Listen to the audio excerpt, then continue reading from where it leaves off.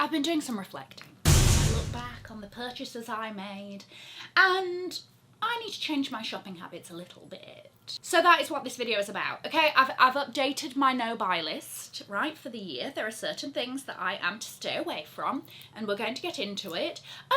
Exceptions happen. I'm going to try my best. I'm going to give it a good go.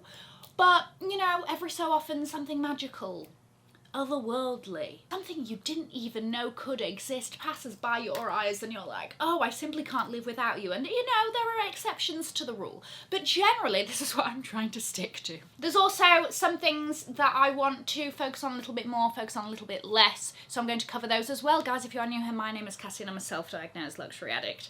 I put out videos on Mondays, Wednesdays and Fridays, so if you like luxury fashion, then you're probably going to love it here. So head down there, subscribe, turn on the bell, become a member of our luxury addicted family. When are we going to rehab? Never. I had the absolute audacity over the Christmas period to be stalking a Rick Owens puffer jacket. Now, the first thing on my no-buy list this year is I'm not allowed another puffer jacket. I've got an old Kenzo puffer jacket, black one. I've got my black Fendi puffer jacket, and I've got my vintage Chanel sort of hybrid puffer. Why am I out here stalking this Rick Owens puffer jacket? Fair enough, it's got a lovely little neck collar there, very cosy, okay? Snug as a bug in a rug is the vibe that puffer jacket gives. Was I looking at it in a green? Yes, fine, it would have been a new colour. But I said to myself, if they only had it in like an XXL left. First of all, it is over 50% off. Second of all, if it comes in my size, right, if somebody with terrible judgment sends this back in my size, then I buy it. And luckily they didn't. Luckily everybody who bought that jacket clearly has taste because they held on to it. And I am now without that puffer jacket, and it's for the best. Because yes, like I said, I have my bases covered. Why am I out here with wandering eyes? I'm in a committed relationship with 3 puffer jackets, and you want me to add a 4th? No, spreading myself far too thin. There's also the factor that it's not been that cold here. I don't want to speak too soon. We are still very much January, February. It can still get a bit crazy. But it's really not been, I need another puffer jacket cold. You know, if it was every single day we're doing -Celsius, then fair enough, I could justify another puffer jacket, but it's not. The other thing with a puffer jacket is that they take up a lot of space. Once again, to reiterate to everybody, I live in New York. Space is a luxury. So for those reasons, I'm not allowed another puffer jacket in 2024. Now, the second item is a bit controversial, okay? And sometimes with what I'm going to talk about, you don't get to choose. No more normal Birkins. What do I mean? Cassie, elaborate. Okay, fine. As we know, I have Ivy. Aubrey is currently in the safe arms of my mother, who has been thoroughly enjoying using her. But yes, I have 2 Togo leather 25 Birkins, right? When I started the MS game, I knew I wasn't going to be one of these, I've got to have a Pokemon mentality, I've got to catch them all. I will have them in every colour under the sun. You know, give me a rainbow of Birkins, okay? Because that's just not me, right? I like what I like, and I don't need to be out here trying to collect them all. Obviously, it's, you know, don't look a gift horse in the mouth and all of that. And like I said, sometimes MS has got ideas for you that you didn't have ideas for yourself, right? But I'm happy with my Togo leather Birkins. I don't need any more. Look, we've gone past the point of necessity here, right? So she cannot be using the word need. What I would much more like to focus on is maybe stuff that's a little bit different within Hermes. I'm talking the shoulder Birkin. You know, I was looking at the Kelly Elan last year, kind of fell out of love with it towards the end of last year, so I'm glad that I didn't get offered it. In person, it's much bigger than I thought it would be, all of that, right? So I think I'm more interested in a little bit more of the weird and wonderful. Item number 3 that I'm not buying any more of this year is black blazers. How have I come to this place? Right, I'm going to show you. I think I only started realising it when I don't know why I'm implying that I did any of it. Christian came and like reorganised my wardrobe and everything, and I was like, oh my gosh, Why do I have so many black blazers? How do I even know that I have so many? This, the queen of them all, the Alexandra Vauthier. You are my queen, you are my everything. The classic Balmain blazer. I've got this Dion Lee hook and eye one. Fair enough, right? They all kind of have their own, like, little difference, okay?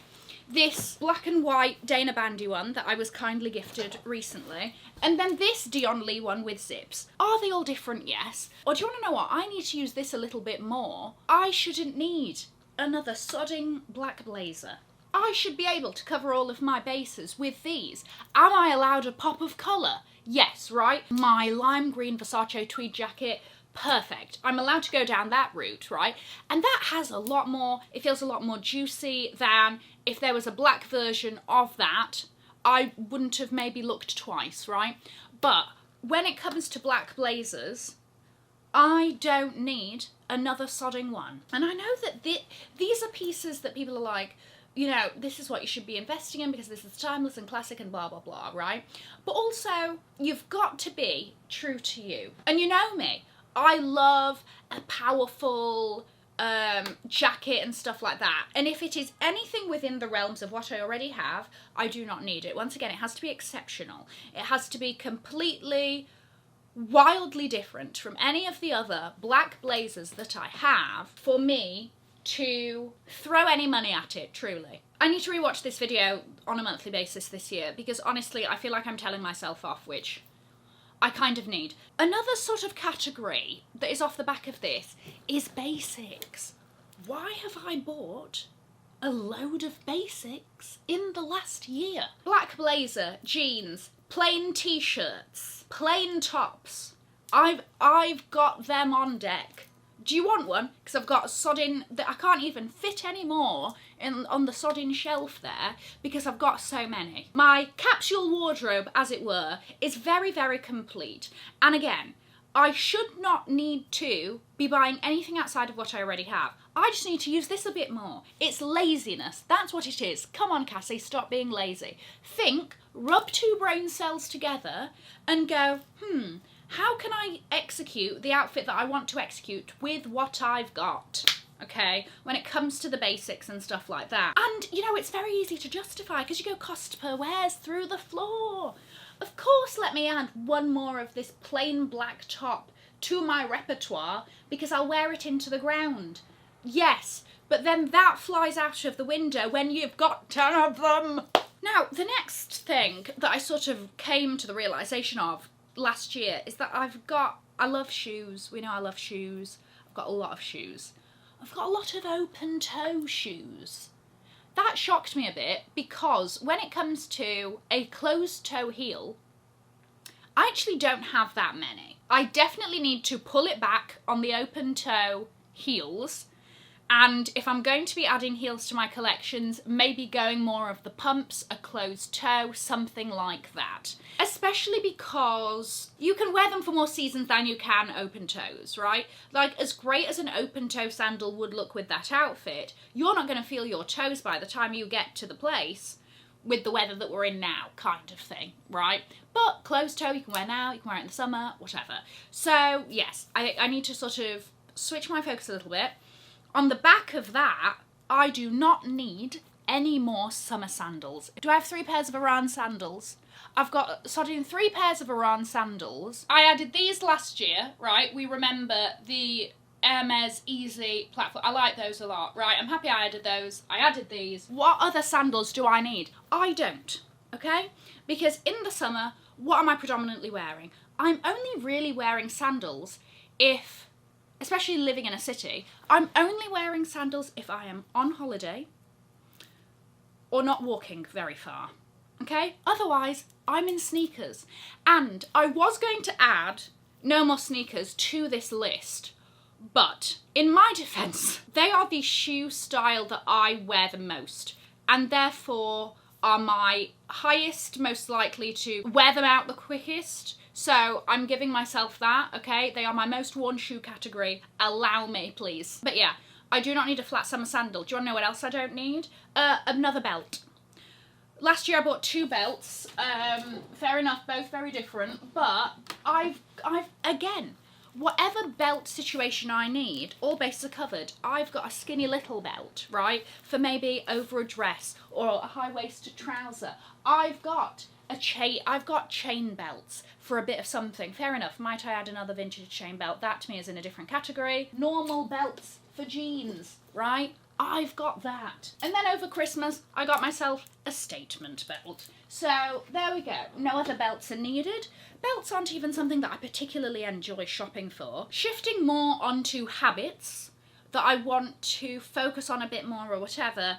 My first one is I want to be more specific and intentional about limited edition items and designer collaborations, because these are dropping all of the time, right? We are hearing about collaboration after collaboration, capsule collection dropping, this is limited edition for Valentine's Day, this is limited edition for Mother's Day, this thing for the Lunar New Year that's only going to come out now and whatever, okay? And I am first and foremost a luxury fashion fan and collector, right? Which is why I have this kind of hoarding mentality and why I can get myself in these spaces of, I need to get something from this collection because it's XYZ's first collection for the brand. I need to get something from this collection because it's XYZ's last collection for the brand, right? And whilst I appreciate that about myself, make sure you actually sodding like it, because I've had to talk myself out. Luckily, I've not acted on this, but I've had to talk myself out of things because I actually don't like those things as much, and I'm just forcing myself because I feel as though I should. For example, Pharrell's first collection for Louis Vuitton, I do like some of the pieces. I like the leather Speedies. I'm not going to pay £6,000 or whatever that starting price is for a leather version of a Speedy. And I shouldn't feel as though, okay, what else in the collection should I get because I need to have something from his first collection? No, Cassie. If you're not that, I do like the stuff, and if somebody was going to buy it for me as a gift, wonderful, I'd wear it, I'd use it. But if I'm not willing to spend my money on it, then don't force it. And I think that sometimes I can feel the pressure of that. There's the time limit in there because, oh, it's not going to be around forever and blah, blah, blah. And with reselling now, it's like, my gosh, half the time it's not even people who want it buying it. You'll end up and you'll go on StockX and it's shot through the roof. And then on the flip side, there have been times when I haven't acted when I should have, because it's actually something that I would have used a lot. I really think about the Tiffany Loewe collab, right? I felt like it mostly went under the radar, but there was the little personal clutch in the polycarbonate in the Tiffany blue that was a jewellery case, and that I would have used a lot. I'm not willing to pay resale for it because I'm sure it's still ridiculous, but something like that I should have acted on because A, I would have used it a lot, I like both brands, blah blah blah. Then it makes sense. So I think I need to be more astute with myself about all of these little drops and collections and everything. The other thing is that I'm obviously dipping more and more of my toe, we're almost to the ankle, looking at vintage. And I've definitely over the last year spent time learning more about the pieces, the fabrics that wear well, the kind of eras and stuff like that, and the cuts and everything. And whilst the annoying thing about vintage clothing is that the cuts tend to be a lot smaller, I am definitely enjoying exploring that part of fashion a lot more, right? She got taken out on her first trip this week. We had a wonderful time. I love her, and I'm not going to lie to you, I saw a lot of eyes wandering in my direction, right? I don't know if it was whether or not my fly was down, but I'm going to tell myself that it was because of this absolute glorious molten goddess that is this bag. And then the last thing that I really want to be, I just want to be a lot more conscious and buying a bit less but more considered. I saw somebody once say, I think it was actually Camille Charrier who was like, I buy things because I see my wardrobe as an archive. And I was like, oh, I kind of love that, this sort of curation.